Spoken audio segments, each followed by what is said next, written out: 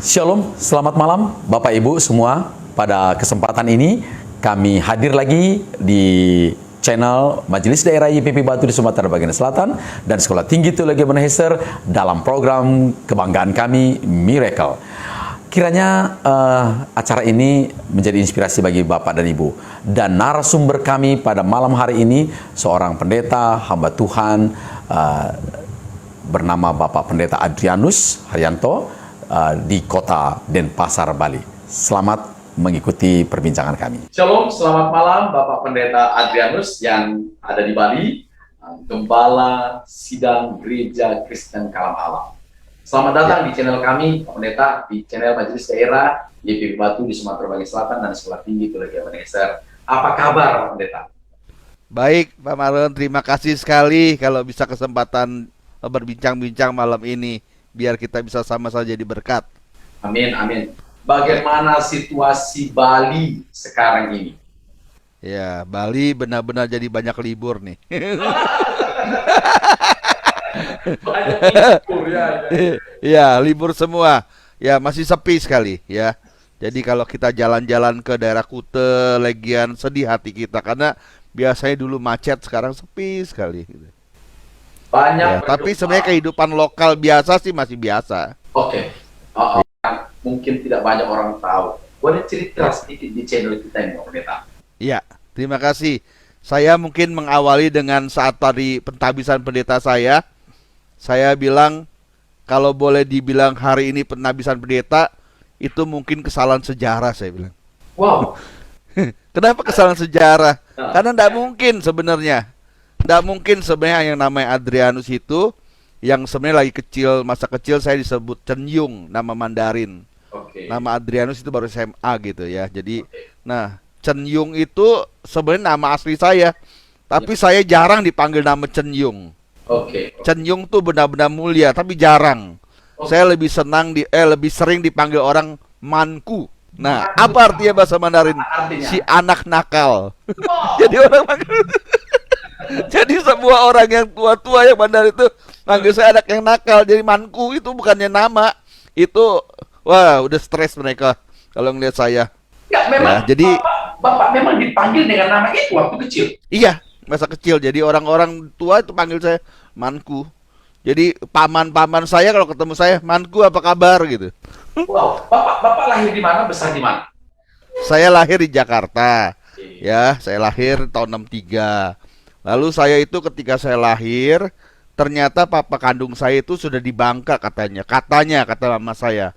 Lalu 3 bulan saya lahir, papa saya meninggal. Wow. Nah, pada saat papa kandung saya meninggal di Bangka, itu sebenarnya kan tidak masalah, cuma papa saja. Tapi sejak itu sebenarnya saya sampai sekarang tidak pernah ada tahu garis ayah berarti. Wow. Jadi kan tidak ada sebenarnya ayah meninggal kan semua, masa tidak ada papanya, tidak ada apa, tapi saya tidak ada. Jadi saya tidak tahu garis ayah saya. Kata mama saya sudah meninggal, lalu udah pernah lihat ada foto. Nah, bayangkan kemudian mama saya menikah lagi dengan seorang pria yang kemudian saya malah lucunya besarnya tinggal sama koko saya yang adalah anak dari papa saya. Jadi papa tiri saya berdua sama mama saya di tempat lain. Saya malah hidup sama koko tiri saya. Wah, papa tiri Bapak itu, Bapak sambungnya sudah punya anak sebelumnya ya? Udah besar. Udah besar, sangat besar. Sangat besar. Jadi usianya itu, nah, bayangkan saya umur 5 tahun sudah tinggal sama kakak tiri saya. Ya, sebaik-baiknya gimana? Ya. Iya. Jadi saya itu sebenarnya kalau sejak kecil 5 tahun itu boleh pulang, boleh tidak, nggak dicari lah gitu. Wow. Jadi saya sering kali hari-hari suka tinggal di pasar, nginep di pasar di mana gitu. Tapi saya mau pulang, saya pulang gitu. Ya, nah itu yang kejadian saya, sehingga tidak heran saya bertumbuh menjadi anak yang nakal sekali. Nah, kenakalan saya cuma satu, kalau tersinggung pukul orang gitu. Wow. Jadi kalau saya marah gitu, Ya. misalnya 10 tahun, umur 10 tahun kan kecil masih kan? Enggak, kecil. Tapi saya berani sekali. Saya berani sekali lawan apa aja gitu. Kalau saya udah tersinggung, saya Jadi teman-teman saya pada takut sama saya. Maksudnya teman seumur. Ya, ya. Kalau nyakitin saya, Hmm. nggak ngomong baik dulu, pukul dulu baru ngomong. Nah, kalau udah selesai ya udah gitu. Nah, sehingga saya itu masa kecil sangat rusak sampai usia 17 tahun. Sampai Jadi saya SD itu dikeluarkan 5 kali dari SD. 5 kali dari SD. 5 kali. Iya. Dan terakhir di kelas 6 hampir dikeluarkan. Karena kepala sekolah saya itu saking marah, dia cekek saya gitu. Nah, karena saya sakit dicekek, saya cekek lagi. Untung saya udah pukul gitu. Bapak di SD itu sudah bisa melawan guru. Iya, kepala sekolah. Karena kepala sekolahnya pun pendek juga. Jadi cukup pendek dia. Hampir saya pukul, tapi saya tidak berani. Ya, Jadi saya cekek. Lalu dia marah sekali dan dia mau keluarkan saya. Saya bilang, "Pak, saya itu tadi berani cekek Bapak karena saya sakit, Pak. Kalau enggak saya mati sama Bapak lo.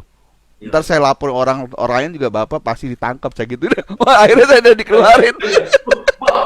Sudah jalan pikiran Bapak ya. Iya, Dengan iya. begitu ya. Iya, akhirnya saya udah dikeluarin, cuma diancam tidak akan lulus. Iya. Tapi puji Tuhan pada saat ujian sekolah saya tidak berhak ujian gitu. Jadi pindah ke negeri. Oh. Nah, saya gunakan kesempatan itu belajar mati-matian. Padahal saya tidak suka belajar selama ini. Ya. Jadi saya bisa lulus. Dan sekalian tahu Bapak itu sekolah enggak apa-apa kan? Bapak itu di SD mana? SD-nya ya sudah hilang sekarang. Oke, sudah di Jakarta Barat. Di mana? Jakarta, SD Elementary namanya, tapi udah hilang. Oke. Sekolah saya saking sekolah nakal semua dari SD, SMP, SMA hilang semua. Kita bisa Jadi ini sekarang dengan masa lalu ya, luar biasa. Jadi sebenarnya kalau saya bisa lulus sampai SMA itu hanya kemurahan Tuhan. Ya. Jadi kalau di flashback balik Ya. itu sebenarnya keajaiban. Kenapa? Karena saya di SMA kelas 1 tanggal 6 Oktober 80 itulah baru terima Tuhan Yesus. Nah, di situ perubahan hidup saya. Jangan itu dulu. Kita masih mau dengar cerita kelabunya seorang Adrianus setelah dari SD masuk SMP begitu. Ya, itu di SD saya 5 kali pindah, tapi akhirnya lolos. Oke. Ya, tapi rapot saya itu selalu bagusnya cuma di akhir tahun. Kan dulu kan CAU 3. Ya. CAU 1 jelek, CAU 2 jelek, rapot bayangan jelek. Nah, terakhir baru lumayan bagus gitu. Ya. Akhirnya terakhir tuh saya dicepet-cepetin naik supaya jangan kelihatan lagi sama sekolah itu nih. Ya, bisa. Ternyata Bapak bisa belajar juga kan? Ternyata Bapak punya potensi juga sebenarnya. Nah, sebenarnya begitu, tapi saya daya hafalnya ingat. Jadi kalau saya udah mau lulus naik, Usia remaja gimana kenakalannya di usia remaja? ya sama. SMP itu saya ya pokoknya kalau marah main pukul orang. Lalu di SMP itu saya pernah rekor tertinggi bolos gitu. Di kelas 2 satu semester bolos 56 hari. 2 bulan ya sekolah. Itu hampir 2 bulan nggak sekolah. Iya. Dan yang lucu ya, dalam 2 bulan itu seringkali saya ajak berapa orang suka main gitu, keluar gitu. Nggak taunya orang itu teman saya 7 orang udah naik loh. Saya naik malah. Marah saya, mereka tahu. Itu mereka nggak tahu ngomong apa sama Bapak. Iya. Mereka marah sama saya. Sampai mereka mau pukul saya gitu. Aduh, kamu kok malah yang naik. Bagaimana Gitu. sikap akhirnya saudara atau koko Bapak? Memang apakah ya tadi Bapak katakan sebaik-baiknya tetap Bapak apa merasa Bapak tidak nyaman tinggal bersama dengan koko itu waktu itu? Saya mah nyaman-nyaman saya juga hebatnya itu. Iya ya. Jadi sebenarnya saya akhirnya walaupun hidup masa itu saya enggak pernah ada satu trauma masa kecil loh. Wow, hebat. Makanya saya enggak ada rasa fatherless, Ya, enggak ada rasa apa. Karena saya dari kecil itu walaupun enggak kenal Tuhan Yesus ya, tapi saya sepertinya ada satu Allah yang memelihara saya gitu. Ada ya perasaan Bapak begitu ya? Oh, kuat, sangat kuat. Saya juga heran gitu. Iya. Kan Gitu. contoh minggu lalu saya juga wawancara yang memang seorang yang fatherless begitu ya. Ya karena memang tidak ada figur seorang bapak. Apakah memang dalam perjalanan waktu selama seusia Bapak remaja, Bapak tidak pernah merindukan sosok seorang Bapak? Sekali-sekali saya suka, bahkan saya suka nyanyi lagu Ayah itu yang Rinto Hara. Iya, iya, iya. Tapi saya itu terlalu banyak ayah gitu. Terlalu banyak orang tua yang sayang saya gitu. Jadi saya sudah menemukan banyak ayah-ayah pengganti di pasar, di mana. Saya itu ternyata unik. Satu segi nakal, Ya. tapi satu segi disayang orangnya bukan main gitu. Setiap rumah terbuka buat saya untuk saya makan, untuk saya main di sana gitu. Kira-kira menurut Bapak, apa yang membuat orang lain sayang sama Bapak? Apa karena Bapak seorang anak yatim atau karena apa? Apa yang ada dalam diri Bapak sehingga orang menyayangi Bapak dalam usia remaja? Kayaknya saya orang yang jujur dan berani gitu kayaknya.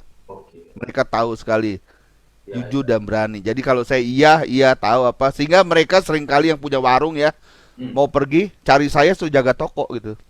Oh, berarti Bapak jujur ya orangnya ya. Ya, dari kecil dan itu terpengaruh dengan cerita-cerita Koping Ho.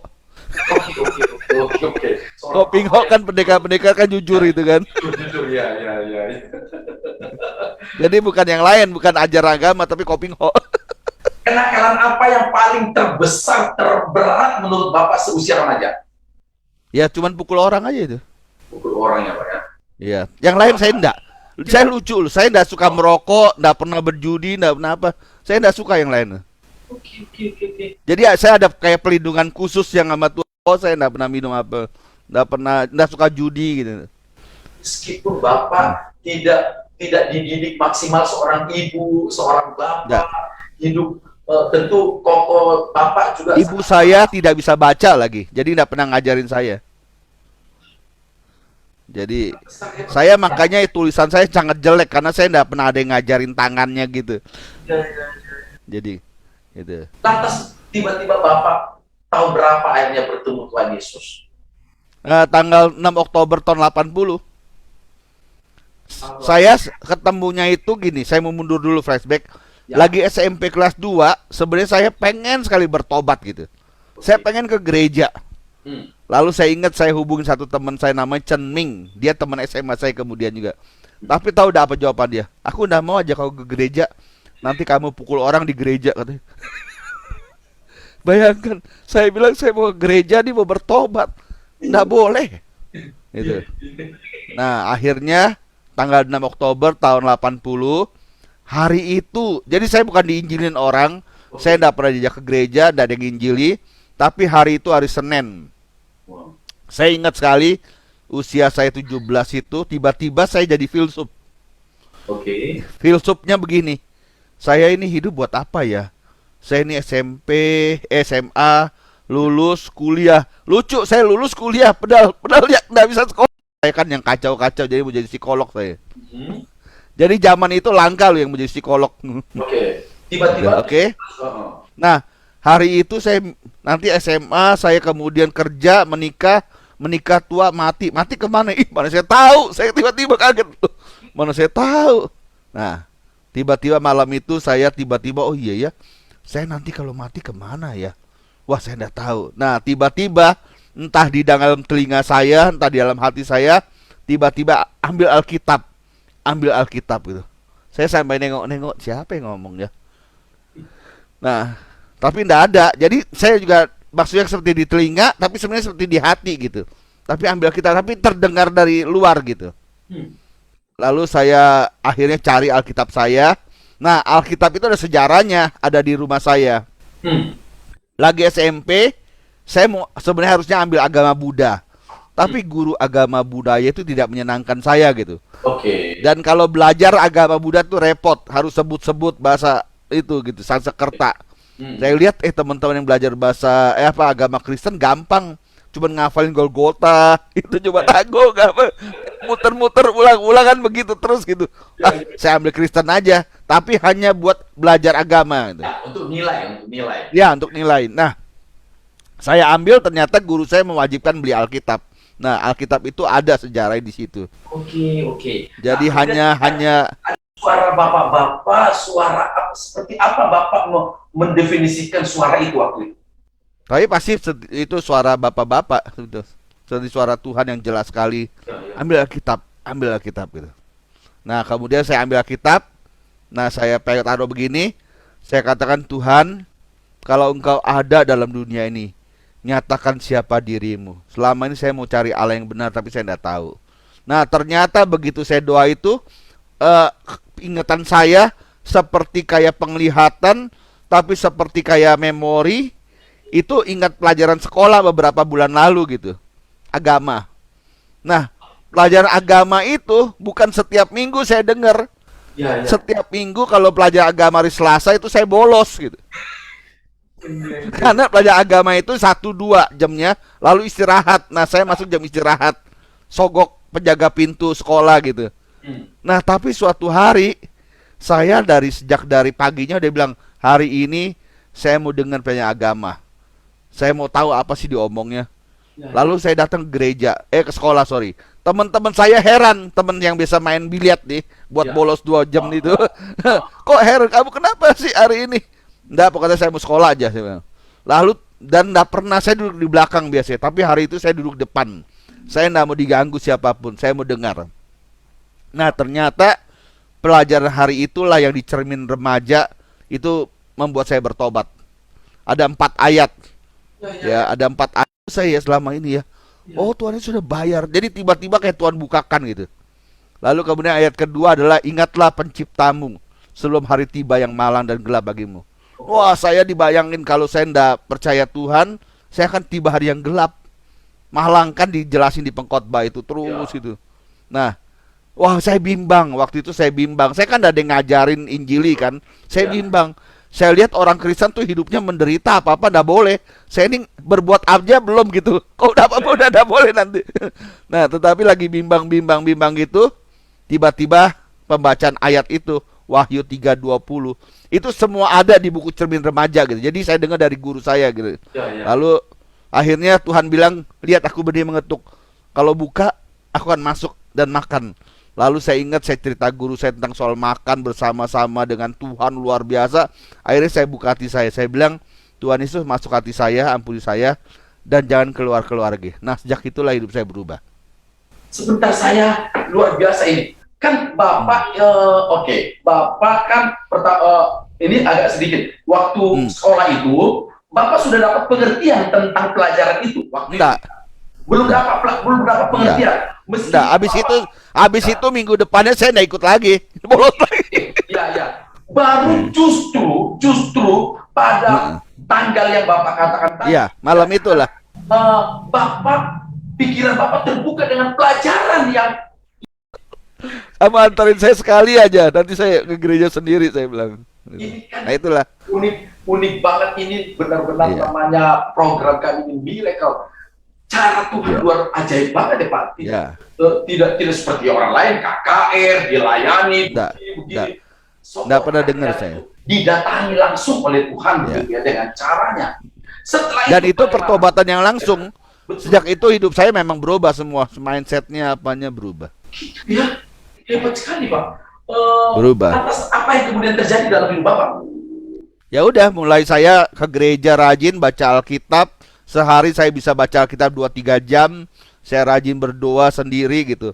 6 bulan saya benar-benar belajar cari Tuhan. Ikut semua persekutuan kemana-mana. Lalu setelah 6 bulan kemudian saya diajak pelayanan. Sejak itu sampai sekarang. Usia Bapak waktu itu kelas 2 SMA atau kelas 1? Kelas berapa? Kelas 1.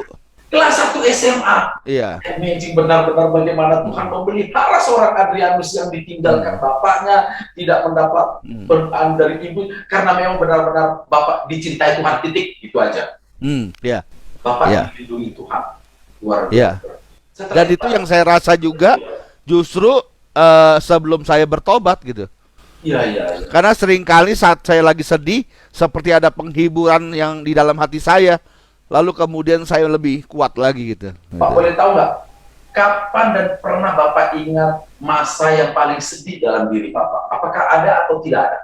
Dari kecilnya apa setelah percaya Yesusnya? Dari kecil sampai saat-saat dan sampai jadi hamba Tuhan. Kalau dari kecil justru itu. Kalau lagi saya itu sedih, saya tuh ada satu tempat sepi gelap tempat gelap itu di sebelah tetangga saya, gudang kotor. Saya suka di situ tuh. Suka di situ merenung, menyerahkan. Nah, habis itu kuat saya langsung. Padahal saya udah bertanya tahu siapa-siapa, udah tahu gitu. Tapi itulah penguatan saya selalu. Ngapain Nah, Bapak sejak biasanya di situ Hah? sendiri hanya duduk termenung begitu aja? ya merenung ngomong sendiri dan semua apa gitu. Tapi kemudian bertekad, saya tidak mau kalah. Saya harus berjuang. Dari kecil saya begitu. Saya akan hadapi semua apapun juga gitu. Makanya saya berani berantem bukan karena begitu. Saya akan hadapi siapapun juga, apapun juga. Unik sekali ya Pak ya, luar biasa. Iya. Cara hidup, perjalanan hidup Bapak itu. Nah, kalau sejak percaya Tuhan Yesus malah saya hadapin semua dengan nyaman gitu. Akhirnya Karena ya, saya pegang Roma 8 ayat 18 gitu. ya. Ya, jadi bagi saya penderitaan zaman saya tidak sebanding apapun. Nah, sejak itu saya nyaman. Oke. Saya pegang Habakuk walaupun semua ndak berbunga tenang. Jadi saya ndak terlalu khawatir apapun gitu. Keren sekali, indah sekali. Iya. Lantas Bapak akhirnya terpanggil jadi hamba Tuhan itu kapan dan bagaimana prosesnya Pak? Sebenarnya kan saya kan beda ya dengan orang banyak ya. Ya. Saya kan bertobat dulu baru ke gereja. Ya. Nah, sejak hari pertama kerinduan saya melayani Tuhan ada gitu. Dan Ya. mulai hari itu saya udah melayani Tuhan. Tapi sebenarnya ndak pernah saya mau jadi hamba Tuhan dalam tanda kutip sekolah teologi, ndak mau saya. Ya. Saya mau jadi bisnismen Ya. yang kemudian serahkan hidup. Karena saya tahu karakter saya gitu. Karakter saya waktu itu masih tetap walaupun tidak pernah lagi pukul orang, tapi tidak terlalu mudah tahan emosi gitu. Betul, betul. Masih ada gelora-gelora. Ya. emosi. Nah, apalagi kemudian hari saya baru tahu saya itu ADHD ekstrim. Sehingga ternyata itu memang dorongan dari ADHD saya gitu. Apa itu Pak? Maksudnya? Saya jadi ini kemudian nih ya, kemudian follow up-nya setelah belajar banyak ilmu tahun 97 saya baru tahu saya tuh ADHD, attention deficit hyperactive disorder gitu. Oke. Dan saya setelah sekarang belajar ya, jadi Ya. saya punya ini sangat ekstrim. Oke. Jadi sebenarnya kalau kata pendeta Paul Gunadi Ya. lagi tahun Juli 97, you bisa ada hari ini itu hanya karena anugerah Tuhan. Karena kamu tuh ADHD ekstrim. Oke. Mm-mm. Ya. Sehingga membuat Bapak sebenarnya emosinya up and down begitu ya. Iya, betul. Attention deficit itu artinya perhatian saya sangat sedikit. Tuh. Jadi saya kalau belajar cuma 5 menit kuat, habis itu saya nggak bisa dengar lagi. Ya. Hyperactive disorder, saya nggak bisa duduk, saya itu harus jalan terus gitu. Jadi sedikit lagi bisa jadi bipolar. Oh iya, saya tapi karena dari kecil dipelihara Tuhan itu nggak pernah mengganggu. Unik ya, dia tuh ekstrim tapi dia sendiri gitu. Betul. Jadi memang Itu tadi bahasa psikologi sebenarnya karena up and down emosi yang ekstrim. Iya. Ekstrim. Iya. Ya. Bipolar. Nah, setelah saya tahu Mm-mm. berubah hidup saya, tambah lagi. Oh, lalu saya mulai tahu kapan waktu ini begini, kapan saya ini. Oh, kemudian saya mengenali diri saya. Jadi kayak Calvin bener, kenalilah alammu, kenalilah dirimu, baru bisa bertumbuh. Yes. Nah, itu yang saya alami kemudian. Kenapa akhirnya Bapak mau jadi hamba Tuhan? Karena udah rari-rari nggak bisa rari. Gitu. Sudah rari, terus rari. Akhirnya saya ikut saya ini pernah ikut Maurice Cerullo loh. Oke. Konferensi Maurice Cerullo di Senayan. Ya. Terus? Nah itu pokoknya saya banyak kisah jadinya, banyak kisah yang sama. Ya. Nah, kemudian Alexander Ness ceritakan itu, ceritanya sama persis saya. Rari Ya. 10 hari lalu Tuhan pimpin. Lalu saya sudah mau rari lagi, di khotbah di gereja ada pendeta lagi, pendeta Jayadi itu ya. Kesaksian bahwa dia kabur juga, cerita Yunus terjadi. Nah, akhirnya saya tahu wah Tuhan kejar-kejar saya sampai habis nih. Enggak, Jadi kejarnya sampai habis. apa yang membuat Bapak begitu enggan menjadi seorang pelayan Tuhan? Oh, meskipun di pikiran Bapak sejak awal sudah ada keinginan untuk melayani Tuhan. Apa yang Saya tidak mau di gereja. Oke. Saya mau jadi misionaris. Kalau misionaris kan saya tidak perlu sekolah teologi sebenarnya kan. Saya ikut pelatihan kan itu. Ya. Oh, Nah, Bapak tidak mau begitu terlibat dengan pelayanan gereja yang iya, karena saya tahu saya tidak sabar waktu itu ya. Saya tidak betah di gereja gitu. Saya senang jalan-jalan. Ya.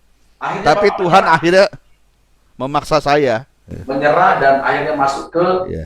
sekolah. Dan satu-satunya sekolah yang saya tidak mau, malah Tuhan kirim ke sekolah itu. Iya, iya. Bapak Iya. masuk ke saat. Iya, karena saya tahu dengar-dengar orang kan disiplin keras gitu. Betul, betul. Nah, saya kan tidak cocok gitu. Tapi Tuhan bilang memang, tapi disitulah tempat saya memang. Disitulah Bagaimana Tuhan. selama Bapak di saat pergolakan apa yang terjadi dalam diri seorang pendeta Adrianus? Ya berapa kali hampir mukul orang. Kalau saya pukul habis sudah pulang. Semakin diuji kan, semakin diuji kan, semakin diuji. Iya, iya. Tapi itu kemudian menang tanggal 19 April tahun 86. Saya ingat sekali. Karena besok saya mau ulang tahun 20 April. Iya, Jadi iya. saya waktu itu lagi tersinggung sama satu teman, hampir saya pukul dia. Wow. Kalau saya pukul dia pulang saya. Iya, Nah, iya, iya. malam itu saya doa 6 sampai 8 jam di chapel. Jadi harusnya tidur tapi saya enggak mau. Iya. Jadi dari setengah 11 yang tank mau tidur, saya pergi naik sampai jam 5 setengah 6 pagi gitu baru saya balik. Gitu. Karena saya berdoa, saya bilang Tuhan, kalau Tuhan tidak ubah hati saya, besok saya pulang. Saya enggak mau lagi jadi hamba Tuhan. Saya pasti enggak akan tahan. Tapi tengah-tengah sekitar mungkin jam 5 kali, jam 4, jam 5 itu saya kayak melihat sinar kemuliaan Tuhan datang di chapel itu gitu. Iya. Lalu hati saya tenang. Nah, sejak itulah saya berubah gitu. Waktu itu yang Bapak pergumulkan di hadapan Tuhan dalam 8 jam itu tentang itu tadi Emosi. Bapak, kan? Emosi. Ya, ya, Karena saya tahu kalau begini nggak mungkin saya di gereja. Gitu. Jadi Tuhan kalau udah ubah saya nggak mau jadi hamba Tuhan. Saya nggak mau terus dibentuk lagi di saat. Saya mau jadi keluar aja. Saya mau jadi maksudnya businessman yang melayani Tuhan di komunitas. Bahkan saya nggak perlu dibayar. Saya bisa membayar hidup saya gitu kira-kira. Oke. Di dalam 8 jam pergolakan pergumulan Bapak di malam itu, sinar yang datang itu kemudian apa definisi atau apa yang Bapak responi malam itu? Saya kan belum dapat jawaban, pokoknya masih sedih, masih apa. Nah, tetapi pada saat sinar itu datang itu benar-benar bukan sinar kecil, tapi kayak di chapel saya itu yang Nah, tiba-tiba yang selama ini emosi di hati saya itu hilang semua gitu. Wow, jadi tidak ada firman waktu itu sebenarnya. Tidak ada kata-kata. Sinar itu seolah-olah masuk ke dalam jiwa seorang Adrianus. Karena sinarnya itu melingkupi kayak seluruh ruangan, jadi diri saya kecil doang di dalamnya. Wah, magic sekali. Dan tiba-tiba saya rasa enak gitu. Oh, udah tahu saya. Maksudnya saya tahu itu jawaban Tuhan gitu. Dan itu pada saat hari ulang tahun saya, jadi saya ingat sekali momentumnya. Dan sejak itu memang saya tidak pernah lagi ngalami kayak dorongan dulu kalau lagi marah. Ya, saya tetap sekali-sekali beberapa tahun lalu, maksudnya 10 tahun yang lalu mungkin masih saya marah, tapi dorongan itu tidak kayak dulu. Kalau dulu sebenarnya saya tidak menguasai kadang-kadang kalau itu. Walaupun sejak bertobat tidak pernah lagi sampai mukul orang ya, tapi kelihatan sekali tidak tahannya gitu. Betul, kan Bapak sendiri pasti yang tahu tentang pergolakan itu. Iya. Tetapi sejak hari itu udah beda gitu. Sebentar Pak, Gitu. emosi Bapak terhadap orang lain itu apa? Karena perlakuannya terhadap Bapak atau tersinggung yang berat atau apa? Kira-kira yang membuat Bapak akhirnya bisa menjadi emosinya up-nya itu ekstrim tadi kata dalam psikologi. Saya itu sepertinya kalau orang merasa saya itu takut sama dia, saya pasti berani sekali gitu. Oke. Ya, saya tidak mau diremehkan seakan-akan takut. Saya tidak takut apapun gitu. Termasuk yang dikeluarin saat itu sebenarnya gitu. Karena memang Bapak sudah dibesarkan dalam dunia yang sebenarnya tidak keras. buat takut, keras. Keras. Jadi Bapak Jadi tidak mau merasa seperti saya takut pada Anda begitu? Enggak. Takut sama Anda, takut sama peraturan, takut sama orang lain tahu gitu. Nggak takut saya gitu. Nangkap ya maksudnya. Seakan-akan dunia mau menghakimi saya pun saya nggak takut gitu. Itu poin saya di situ. Ya, itu yang membuat Bapak akhirnya merasa gelisah. Iya, kan dari dulu kan saya udah bilang harus menang. Nah itu ternyata tren. Kalau Bapak emosi seperti itu, apa yang terjadi di dalam pikiran Bapak? Selain ingin memukul, apa yang terjadi di dalam diri Bapak? Kalau semakin hari sih ternyata hilang dia sebentar gitu. Tapi kalau dulu itu tidak terkendali, mau pengen pukul aja gitu. Malam itu menjadi turning point seorang Pendeta Adrianus, kehadiran. Kalau kita gampang membahasakannya, roh Allah, cahaya Allah, kehadiran Allah melalui cahaya dalam diri Bapak, itu yang akhirnya mengubah Bapak menjadi seorang yang lebih lembut, akhirnya Bapak siap menjadi gembala, begitu ya? Iya, siap. Walaupun terus nggak mau di gereja, tapi melalui banyak orang selalu bilang terbeban saya pasti di gereja. Nah hari ini kalau saya merenungkan, ternyata memang saya sudah dipersiapkan Tuhan dengan luar biasa untuk di gereja gitu. Nah, selama Bapak jadi menggembalakan, Bapak kan sudah menggembalakan kemana-mana, sudah juga di Sumatera Selatan dan sekarang di Pulau Bali. Dalam perjalanan Bapak, persoalan apa yang paling membuat Bapak sangat sedih dan marah? Tuhan itu kayaknya melatih saya ada masa gitu. Jadi setelah lulus itu 10 tahun pertama dalam masa pembinaan saya. Nah itu benar-benar kayak orang tidak ada harapan itu. Why? Kenapa? Iya karena gitu. Saya kan lulus tidak terlalu mulus lah. Jadi lulus kemudian gereja dengan bagus. Saya kayak punya hati yang jiwa LSM gitu. Kalau saya melihat hamba Tuhan lain, teman saya salah pahami atau dianiaya, apa begitu ya? Ya saya udah tahan gitu. Bapak langsung Jadi maju ke depan. iya. Padahal enggak ada jiwa di pasar itu. Padahal enggak ada urusan sama saya. Dan itu pula jadi saya mulai tahu problem diri saya gitu. Toleransi yang tinggi sekali begitu. Itu. Jadi itu di Semarang terjadi. Walaupun kemudian saya lihat itu dalam perspektif memang Allah juga bekerja, memang Tuhan menarik saya gitu. Tetapi itu saya tiba-tiba, saya udah bayangkan, saya sudah lulus Capen, mau dipendetakan, tinggal tanggalnya, dengar teman saya dikeluarin, saya mengundurkan diri pada hari yang sama. Nah, jadi 10 tahun itu saya dibina Tuhan. Saking jiwa, seperti katakan Bapak, jiwa advokat lah itu, jiwa LSM. Jiwa LSM kalau saya bilang itu. Iya. Itu. Nah terus kemudian sekali lagi peristiwa begitu juga modelnya kira-kira gitu. Ada apa lalu tapi setelah itu saya mulai melihat, oh saya udah bener nih, saya ini hamba Tuhan, saya harusnya taat pada Tuhan. Nah sejak itulah saya ndak lagi mau nurutin diri saya. Saya belajar mau mati buat diri saya, tapi bagi Kristus. Nah itulah saya bilang 10 tahun. Nah kemudian Tuhan mengirim saya ke Palembang. Nah Palembang itu jelas gereja yang di masa zaman itu sangat sulit. Lalu pendeta senior yang mengutus saya sudah bilang, ini gereja sulit, yuk jangan harap apa-apa ke sana. Wah, macam-macam cerita. Dapat saya ini mau utus gereja apa mau perang ke Afghanistan? Bener, saya ngomong dalam hati saya gitu. Kok ngeri amat. Diajak makan sih di hotel bintang 5 gitu, tapi kok serem gitu. Dan ternyata memang hari-hari pertama sangat luar biasa. Tapi disitulah ternyata tempat tercintanya saya, Palembang itu. Palembang ya. Tapi 2 tahun pertama tanpa harapan. Apa perlakuan orang? Apa yang Bapak temukan yang akhirnya Bapak seolah merasa ada definisi tidak ada harapan atau seperti ini perang dan sebagainya? Apa? Oh enggak. Dari sayanya itu respon Bapak menanggapi nasihat senior itu ya? Oh ya, jadi benar-benar saya gini, saya ini unik. Baru Februari datang. Oke. Lalu kemudian beberapa bulan dapat surat kaleng terus. Nah itu. Ya surat kaleng terus. Oke. Nah, akhirnya bulan 6 istri saya itu kan jadi kayak liturgos gitu. Ya. Dia bersaksi, meskipun saya dapat surat kaleng, saya tetap memimpin dengan hati yang ternyata disalahin sama majelis gitu. Kan gereja Tionghoa enggak boleh.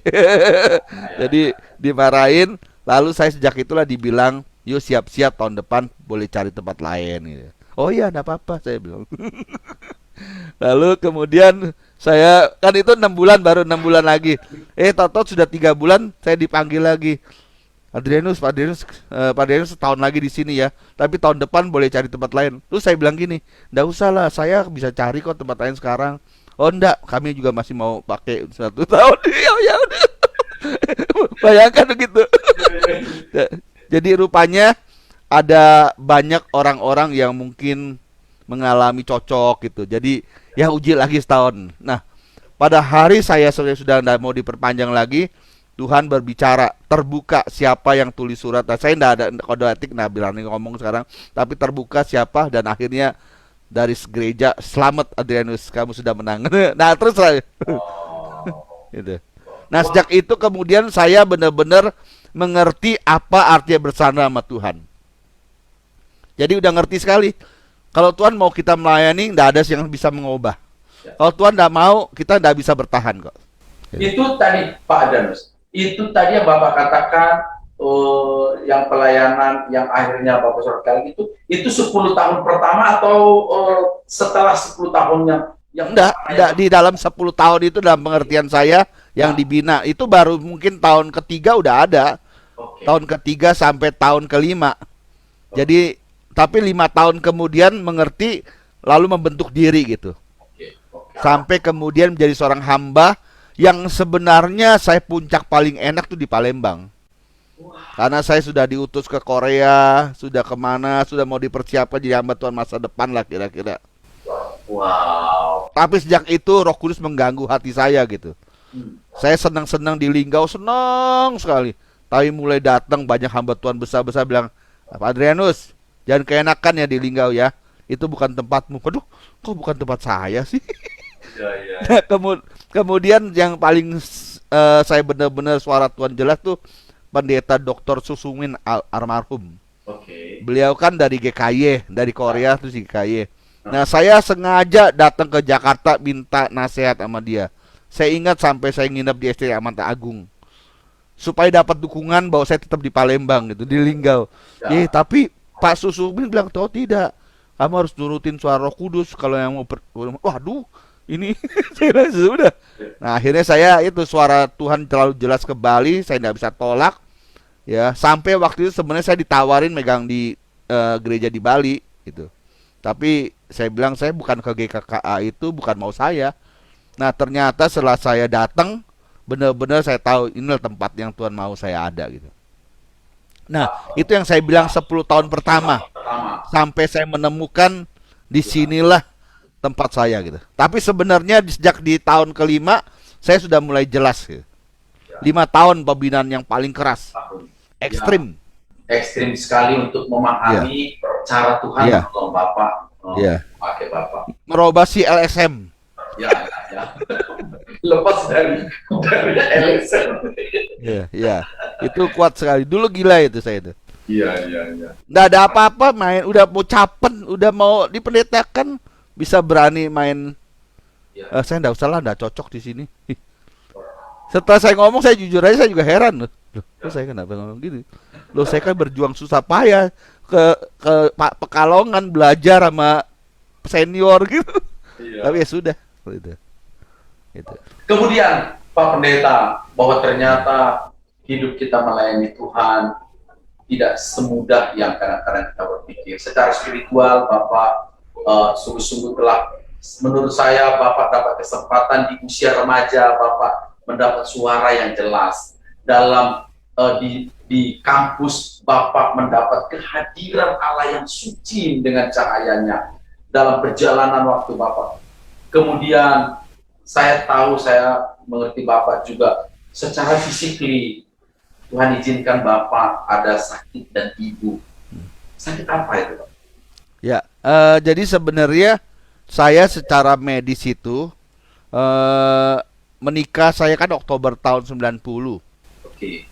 Ya, hanya cuma 3 bulan saya tiba-tiba kena sakit lever yang gawat gitu. Yang waktu itu juga dibilang tidak ada obatnya. Tapi akhirnya dengan cara mujizat Tuhan ada pengobatannya gitu. Ya, maksud ada dokter dari Tiongkok itu yang datang ke Indonesia gitu. Dan saya ketemu dia dan disembuhkan akhirnya. Oke, di cara itu. Oke. Tapi kemudian tahun 91 yang paling parah. Ya, bulan Januari saya kena diabetes Oke. yang tinggi. Ya. Puasa 385, lalu 2 jam kemudian 605.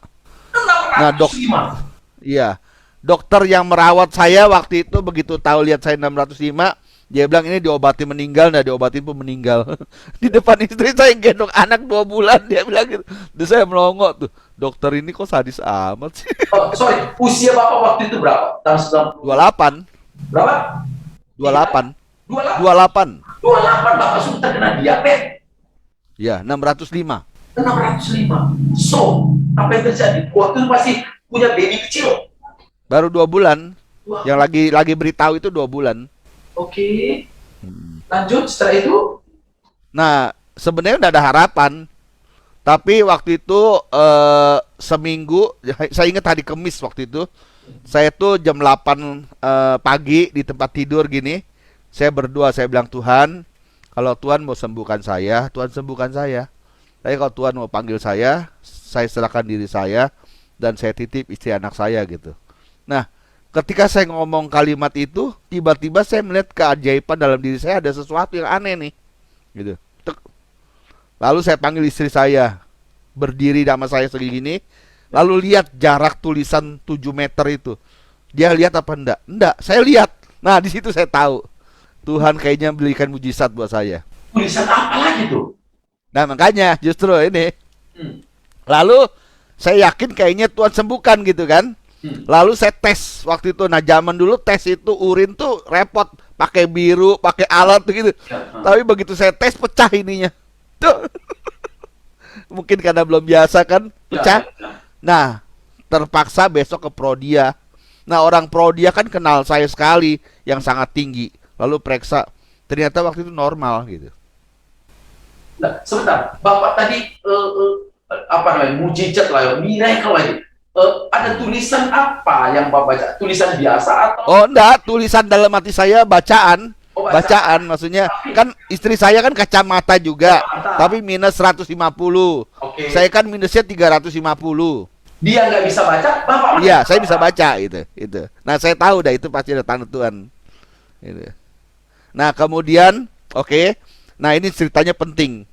Setelah, nah, banyak orang bilang kan diabetes kan tidak pernah sembuh. Ya. Terus, nah, saya berdoa dalam hati saya, Tuhan, kalau Engkau hanya cuma memberikan saya tanda, tetapi tidak menyembuhkan saya, supaya saya dalam kelemahan, saya juga rela kok. Rela benar-benar. Nah, ketika saya mulai rela begitu, siap hati, pelan-pelan mata saya balik lagi. Minusnya, plus, 2 bulan. Begitu iman saya cukup kuat, penyakitnya datang lagi, diabetes tetap, minusnya balik lagi. Jadi kacamata yang tadi saya udah pakai itu balik sama lagi. Sampai sekarang. Minus berapa tadi? Minus berapa? 350. Waduh. Di usia 28 tahun. Iya, nah dengan itu saya bisa hidup sampai sekarang. Dia dari diabetesnya. Jadi tadinya kan tidak ada harapan kata dokter kan. Jadi itu udah mujizat yang luar biasa gitu. Oke. Nah, sampai sekarang Iya. ya begini nih keadaannya. Ini supaya para pendengar kita nih dapat melihat juga bahwa saya ini hidup dengan 4 suntikan satu hari. 4 suntikan satu hari. Iya. Jadi suntikan pendek ini, lalu ada suntikan lantus yang malam hari. Lalu dengan 20 obat kira-kira.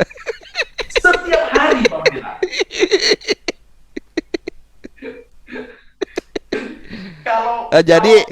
Kalau makan, saya urut dulu ya. Saya urut dulu ya. Oke. Jadi diabetes itu berarti tahun 91 berjalan. Lalu saya tahun 95 tahun 2005 itu saya kena stroke. Ya. Saya lumpuh sebelah kiri saya total lumpuh. Tapi disembuhkan Tuhan dalam 2 bulan. Nah, bisa pulih. Nah, setelah sembuh pulih, Tuhan berikan banyak pelayanan yang luar biasa sampai hari ini kira-kira gitu. Ya, oke. Saya pernah stroke kedua tahun lalu persis seperti ini. Lagi pas saya mau kuliah, sembuhkan juga. Lalu saya 4 kali pernah serangan jantung, yang sebenarnya membuat harusnya mati, tapi ya Tuhan sembuhkan juga. Lalu saya pernah bypass jantung. Jadi saya ini bypass jantung. Ya. Ya. Dan kemudian saya ini sekarang hidup dengan 2 saluran jantung yang tersumbat 100%. Tapi kalau saya hidup hari-hari, saya bisa dari bangun setengah 4 pagi, itu tidur sampai jam 12 malam bisa pelayanan. Asal saya tidak physical cardio gitu ya. Saya begini saya bisa. Jadi semua kemurahan Tuhan. Pak Pendeta, itu semua sakit sudah yang berat-berat itu udah diborong lah sejak ini. Iya. Terus apa yang membuat Bapak semangat kuliah lagi? Iya. Saya itu memang mendalami dengan Tuhan. Ya saya tahu dalam kelemahan kuasa Tuhan sempurna. Jadi saya ini macam-macam sakit, tapi saya hari-hari biasa sehat gitu. Ya, ya. Tapi sebenarnya saya keadaannya lemah, nangkap ya? Ya, Tapi ya. kuat. Ya, ya, ya. Oke. Apa namanya? Waktu Boksu ceritakan ada gula jantung pernah stroke orang sebenarnya yang sudah tahu. Wah, ini ibarat orang juga kan mungkin dalam sebuah game, entar lagi over. Tetapi hari ini Bapak masih bisa senyum dengan saya. Iya. Bapak masih Iya. bisa kuliah, artinya luar biasa cara Tuhan Iya. memberkati Bapak. Iya. Iya. Kalau saya bahkan jujur aja mengatakan saya tuh sakit, tapi saya tidak rasa apa-apa. Iya.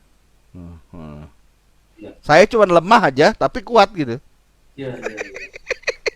itu Pak Pendeta, saya tes lihat kolesterol aja di atas 200. Kenapa bisa 200 nih? Bisa 230 nih. Baru kolesterol dengar 600. Ibu 605 juga, saya. ya, ibu juga ternyata Iya. Iya. Iya. mengizinkan juga. Iya, dia pun dengan kelemahan yang sama gitu. Sakit apa? Lewat operasi yang berat. Tapi dia selalu dengan yakin orangnya, operasi ya santai aja. Sakit apa itu, Pak? Tulang belakangnya itu langka gitu, sehingga dia dioperasi cukup panjang. Itu Kalau yang tidak lumpuh dari berapa tahun lalu. tidak bisa duduk lama-lama begitu ya? Iya, betul. Makanya dia selalu juga tidak bisa berdiri lama-lama. Jadi makanya kalau ibadah harus duduk di tempat yang ada sandarannya gitu kira. Pak Pendeta, melihat situasi seperti ini, gimana sih Pak Bapak membahasakan kasih karunia Tuhan, anugerah Tuhan itu? Gimana Bapak membahasakannya kepada kita semua ini? Bagaimana Bapak mendeskripsikan kasih Tuhan buat Bapak? Ya, buat saya Tuhan tuh luar biasa gitu. Jadi kesakitan saya ndak ada apa-apa. Ya, justru kesakitan saya bisa memberkati orang gitu. Jadi saya memang siap menjalaninya gitu. Ya, jadi dengan happy. Nah, makin hari kan wajah saya dari wajah keras tambah wajah lebih lembut kan.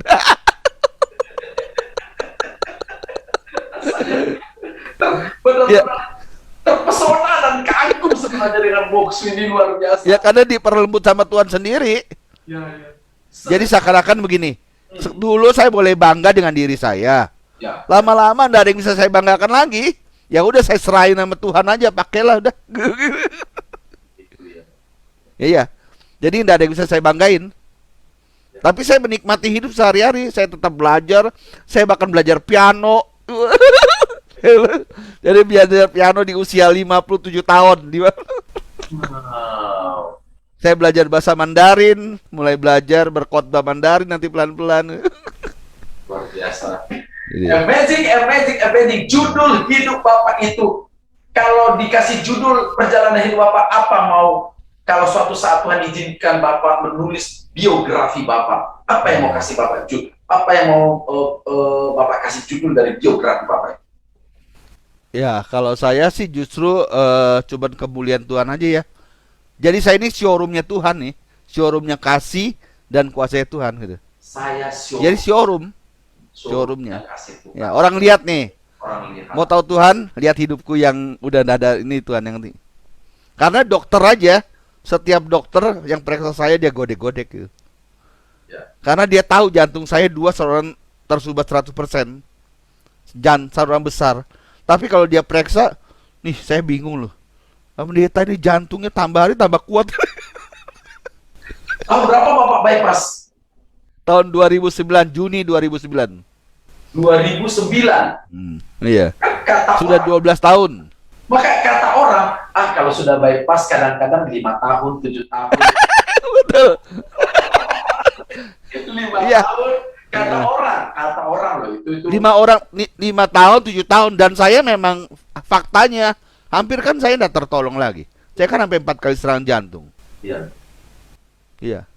Tapi bertahan 7 tahun. Sudah 12 tahun. Iya. Pak Pendeta, baru-baru Bapak juga sudah menikahkan anak. Bapak melihat kasih karunia dalam perjalanan hidup Bapak. Iya. Dalam diri anak Bapak juga Bapak Citra mampu melewati masa susah ya Pak. Iya. Masa susah apa itu Pak yang Iya. Bapak lihat Ya.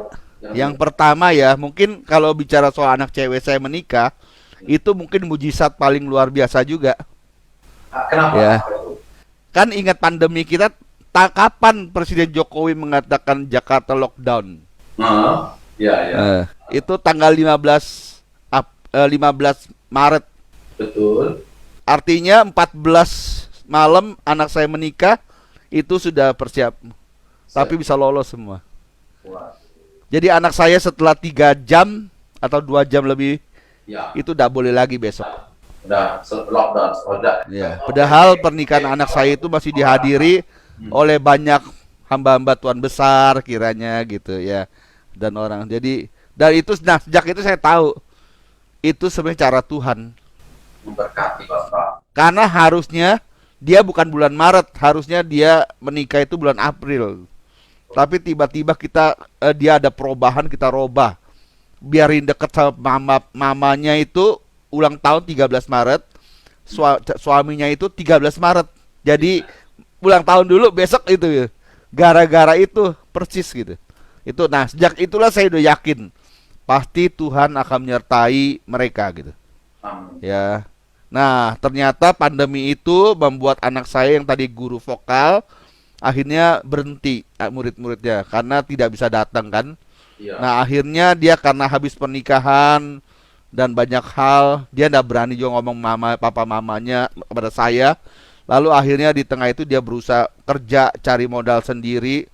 Dan hari ini dia sudah mulai punya perusahaan gitu. Jadi perusahaan. Jadi dia mulai produk-produk baju, produk apa, kardigan, mulailah pokoknya yang saya juga kaget-kaget gitu. Dan dalam waktu ini dia tiba-tiba bertumbuh dalam waktu mungkin 6 bulan terakhir itu. Gitu. Biasa kita tergabung-gabung Pak Pendeta. Jadi terus anak saya yang kedua juga Tuhan pimpin, dia sudah hampir mau selesai MTH-nya dalam bidang ibadah gitu. Dan itu pun luar biasa ya. Bisa. Jadi dua-duanya sudah nyaman, sudah anak-anak saya udah tenang gitu. Sudah sejak usia pernikahan 3 bulan setelah itu sudah langsung sakit, liver, betul. 8 tahun gula, kemudian jantung, stroke 2 kali. 2 kali, bypass, saluran semua jantung yang dibuat semuanya. Saya pernah jatuh 2 kali di kamar mandi hampir meninggal, tapi bangun sendiri itu. Kan biasanya orang jatuh di kamar mandi kan plek itu Pasti. biasa meninggal kan. Ya. Nah saya sempat berapa menit nggak tahan, tiba-tiba set kayak usapannya ada sesuatu hilang, udah bangun saya sehat. Lalu di tempat ibadah kematian sebelum saya mimpin khotbah, tiba-tiba saya berdiri jatuh begini lempeng. Jemaat tahu, nggak ada yang berani pegang karena mereka tahu kebiasaan saya. Ya. Nah saya waktu itu sakit sekali kepala saya. Jadi saya pikir parah lah. Nggak taunya saya tiduran, tiba-tiba kayak ada yang usap gitu set, dan sembuh. Lalu saya khotbah, pulang naik mobil mau sendiri. Aduh, wow, ini benar-benar luar biasa. Malam ini benar-benar kita dihujani dengan Mujizat. Jadi jemaat saya itu sudah terbiasa kalau lihat dengar apa nama saya udah biar aja. Waduh, Pak Pendeta luar biasa. Terima kasih. Showroom, hanya showroom saja. So, Jadi cuma lihat, oh dia Tuhan gitu. Ya, sayanya enggak ada apa-apa benar-benar. Saya orang yang sangat tidak terdidik tadinya. Sangat gitu. Jadi saya sebenarnya menebus hari-hari saya. Jadi kalau saya belajar lagi sekarang, karena saya menebus hari saya gitu. Gitu. Oke, tanpa terasa sudah 1 jam loh pembicaraan kita. Wih, luar biasa. Terima kasih. Terima kasih. Saya sangat amat yakin siapapun yang melihat tayangan ini pasti diberkati dan Terima mereka kasih. melihat Tuhan seperti Terima Bapak kasih. katakan showroomnya Kasih. Tuhan. Ya. Ada pertunjukan yang ekstravagansa dalam hidup Bapak. Tuhan Amin. pemainnya. Amin. Terima kasih. Bapak Terima Pendeta. kasih. Perbincangan. Terima kasih Pak Marlon, Tuhan memberkati. Terima kasih. Salam buat Ibu, salam Salam, buat ya. jemaat di Bali. Ya, Kiranya terima secepatnya kasih. pandemi berakhir, Bali bangkit lagi, kita bisa kembali. Amin. Ya, Pak. Ya, nanti kita jumpa di Sumatera Selatan ya. Ya, kita makan pindang ikan lagi. Ya, ya. Oke. Bye-bye. Tuhan memberkati ya. Ya, ya. Puji Tuhan, haleluya. Pak Pendeta Adrianus, terima kasih sahabat yang sangat saya banggakan. Saya sangat terpesona dengan mujizat dan karya Allah dalam hidup seorang Pendeta Adrianus. Terima kasih untuk kesaksiannya. Doa kami Tuhan semakin memberkati Bapak. Dan sampai di sini tentunya acara kita pada malam hari ini, tetapi masih banyak acara-acara kami di channel Majelis Daerah YPP Batu di Sumatera Bagian Selatan dan Sekolah Tinggi Teologi Ebenezer. Saksikan acara-acara kami, baik itu Eben Kids Ministry pada hari Jumat, pada hari Sabtu Saturday Night Service, pada hari Minggu Boom Bincang Orang-Orang Muda, dan hari Senin seperti ini kami hadir kembali bagi Bapak Ibu dalam program kami Miracle. Sampai di sini pertemuan kita. Shalom, selamat malam, Tuhan Yesus memberkati.